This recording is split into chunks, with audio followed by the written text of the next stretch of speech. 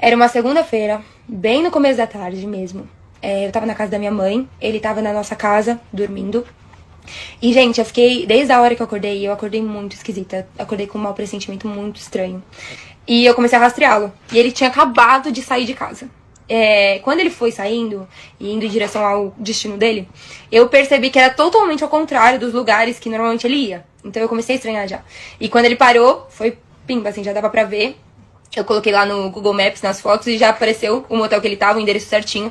E na hora eu só pensava que eu queria ir pra lá, que eu queria ir pra lá. Eu queria ver com os meus próprios olhos se realmente o que eu tava vendo tava realmente acontecendo, sabe? Fui ao motel com a minha mãe.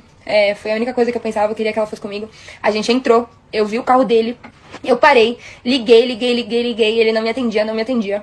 Até que uma hora, um carro com uma moça passou, e eu já olhei pra ela e eu já sabia que era a pessoa. Eu lembro que eu falei assim pra minha mãe, talvez ele tenha descoberto e tá dentro do carro dessa menina, então se a gente não sair agora de dentro desse motel, a gente vai perder ele. Foi só eu sair com o carro, assim, de perto do carro dele, que eu olhei pro retrovisor e ele tava correndo, assim, em direção ao carro dele.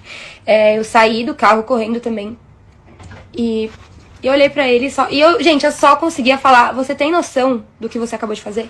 Era, assim, a adrenalina tava, assim, num nível, assim, gente, eu não conseguia acreditar, mesmo vendo, era muito difícil. Foi muito louco, foi muito difícil ver tudo aquilo.